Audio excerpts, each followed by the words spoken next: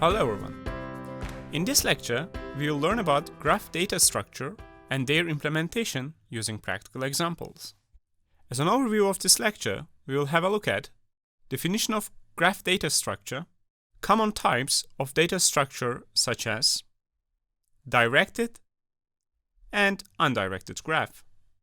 Also, we will look at the graph representations, implementation of adjacency metrics, implementation of adjacency list, and comparison between adjacency metrics and adjacency list. A graph data structure is a collection of nodes that stores data, and those nodes can be connected to other nodes for allowing access or establishing communication using edges. Today's social networks, such as Facebook, Twitter, or let's say Instagram, are all using graph data structure to establish connection between sources. Those sources can be a page, or a photo, or any other source on a social network. And putting a like on a picture or page, tweeting a channel, or connecting to your photo album on a social network can be good representation of how connections between those nodes are established. There are four common terms of the graph data structure. Vertex. Vertices are also called nodes, and they are used to store data in graph data structure. Edge. Edge determines a path between two vertices. Adjacency. Adjacency is determination of two nodes or vertices if they are connected using an edge. In the example below, B is adjacent to node A and C. Node C is adjacent only node B. Same as C, node A is adjacent to node B. Next, we have path. Path represents a sequence of edges between two vertices. Path from A to C is A to B first, and then B to C. There are two common types in graph data structure. First one is directed graph. Directed graph has direction of an edge from a node to a connected node. Let's say we have node A to node B connection. In the directed example below, node A has connection to node B, but node B doesn't have connection to node A. In undirected graph, however, both nodes are connected to each other, means A has connection to B and B also has connection to A. I want you to pay attention here that decision of taking one graph type over another totally depends on the task to be accomplished. And one of the type is not an improvement over another, but instead they have their specific use cases. There are three common ways to implement graph data structure. One way is the adjacency matrix. Adjacency matrix is common and efficient way of implementing graph data structure in its basis. It is 2D array of size V by V, where V is the number of vertices or nodes in the graph. A value of 1 or 0, which also means their weight, determines if there is an edge from V index of I and to V index of J. Incidence matrix is mostly used to label the edges of the connected nodes. The representation of labeling can be created by using already structured adjacency matrix graph. So for this reason, we will not see the actual implementation of incidence matrix in this lecture, but see how the edges are labeled in the example below. So this time, we have 2D array of size, V by E, where V is the number of vertices and E is number of edges. The connection determines if from one particular node to the edge, and if it consists of edge, and also another vertex if it has the same edge. So if we look at the vertex 0, we know that it has edge 0, yes. And if we look at vertex 1, we also see that it has edge of 0. So this means that vertex 0 and vertex 1 is connected, and they have undirected connection because both of their value for edge 0 is 1. Next, we have adjacency list. It's another way of implementing graph data structure. It's created from array of linked list, where array size is same as number of vertices in the graph. Every vertex has a linked list. Each node in this linked list represents the reference to the other vertices which share an edge with the current vertex. The weights can also be stored in the linked list node. However, we will not see the weights here. We only have weights of 0 and 1 in this particular example, but in your implementation, you can give different weights for different edges, basically. So if we look at the example here, we have vertex 0 and vertex 0 is connected to vertex 1. We can see that vertex 0 is a linked list and has a pointer to vertex 1, so we know that there is a connection from vertex 0 to vertex 1. And also, vertex 0 has connection with the vertex 2, because we also have in the linked list of vertex 0, vertex 2. To understand if it's undirected graph, we can look at the vertex 1, and vertex 1 also has connection to vertex 0, so this means they are undirected. Also, vertex 1 has connection to vertex 2, and vertex 2 has connection to vertex 1, which also shows that they have undirected connection. Well, as always, to establish a directed or undirected connection totally depends on the task you have and what you are aiming to accomplish, basically. So this said, let's see in action how Adjacency Matrix is implemented on Java. At the first line, we basically name our class as Graph Adjacency Matrix. There are two instance variables of this class. One is vertex and another one is matrix. We use vertex to define the size of our matrix because, as you remember from the description in the previous slide, our matrix should be V by V, means rows and columns of our matrix should have the same length. Another variable is matrix. I don't think there's much to say about this variable. We simply declare 2D array, which will be used to create our graph structure.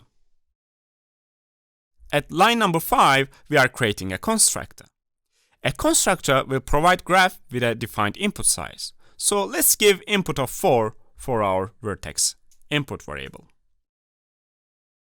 At the next line, we are assigning our input value to be our instance variable value of vertex.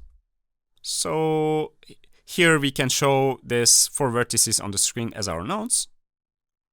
Next, at line number 7, we are initializing our matrix instance variable to be 2D array with vertex by vertex size. This will create 4 by 4 array, or in mathematical terms, matrix. We know that in Java, an undefined integer variable is always 0. So we basically have 2D array with 4 by 4 size where each index of it stores value of 0 at this current state. Next, let's see methods at edge where we make connection between vertices, or in other terms, our nodes. As an input argument of source variable, we can input 0 and destination to node 1. At line number 12, we know that the value within first square bracket will be our row index in our graph and second square bracket the column. So our source value is 0 and destination is 1. This will correspond to row 1 and column 2 in our 2D array. We assign its value to 1. This will create a directed edge from vertex 0 to vertex 1. To make undirected graph, we basically assign column index to row and row index to column. So this will mean that now we are going to change value of row 2 and column 1 to integer 1. Next, let's connect vertex 0 to vertex 2. Again, we take this indices from our input variable and change value to 1. This will mean a directed edge from vertex 0 to vertex 2. At the next line, we switch the indices and create an undirected edge. Next, vertex 1 to vertex 3. For undirected graph, we only switch the indices for row and column. Well, this is how in basis an adjacency matrix is created. From here on, you may go on and implement another method to check if two given inputs have directed or undirected edge between them. Trust me, this wouldn't be a hard task for you, would it be? There are a couple of ways to find out if given two vertices have connected edges, and also the type of edge that they are connected. To achieve this, you can create a method with two inputs where an if statement would basically check if the index value is 1 at the given 2D array expression. If it is 1, it means they have connection. From here on, I am leaving this experiment for you and continuing with the Adjacency List implementation. Adjacency List is another way to implement graph data structure. It is created by array of linked list, This means each array index holds linked list structure, and each of these linked lists in the array corresponds to the vertices created for our graph. This definition will make more sense as we follow up with the practical example here. Adjacency List class holds two instance variables as vertex and linked list array of list. In the constructor, we have input argument of vertex. Assume that we initialized it from main method as 4. At line number 6, we are declaring that our instance variable vertex is equal to vertex of our input argument. Here on, we can visualize our vertices as shown in the example. Next, we reinitialize our list to have linked list array with the vertex size of 4. At this state, we would have size of 4 array and each array index holding an empty linked list. At the next line, we are creating head node for each index with defined vertex number in our array of linked list. So with this for loop, we can easily create node for our vertices such as vertex 0, vertex 1, vertex 2, and vertex 3. And again, don't forget that each of them are independent linked lists where we can access using array index. So after fourth iteration, for loop wouldn't be executed further as our I variable would no longer be smaller than 4. So next, we will look at how addEdge method is implemented in our adjacency list. addEdge method has two input arguments, just like the previous one, such as source and destination. For source, let's input 0, and for destination 1. At the next line, list index of source will get to first linked list node in our array. AddLast method creates a pointer node after the previous node with defined argument, which in our case is our vertex number of 1. So this expression will create a pointer from our vertex 0 to vertex 1. To make this an undirected edge, we basically get to the index of destination on our array of linked list and do the same pointing this time using our source.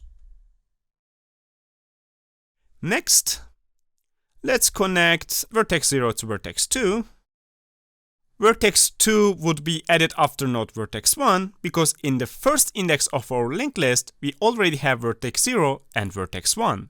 And AddLast method would only add after the last item, which is vertex 1. Here, I want to stop for a minute and ask if things start to get complex for you. Because if this is the case, I highly recommend you to watch linked list abstract data type in data structures before continuing. So this said, let's continue and make our edge type to be undirected type for the inputted two vertices. This time we get destination index of 2 in our array of linked list, and AddLast method creates a pointer to the vector 0. Now we have an undirected edge. Last time, let's connect vertex 2 to vertex 3 and also make it an undirected edge. Well, in this lecture, we learned how graph data structure is created using Java example. As an addition, I'm going to provide you a table, which is this table, where time and space complexity comparison between both implementations can be read. You can pause the video and learn why there are two approaches to create a graph data structure. At the end of the day, the way you implement your graph will mostly depend on the task you are going to solve. Let's say if you are adding a vertex quite often to your graph, it would be more efficient to use Adjacency List. But if you are more likely to delete or add edges, then Adjacency Metrics would probably be more efficient. This is it for this lecture. I hope to see you at the next lecture. Goodbye.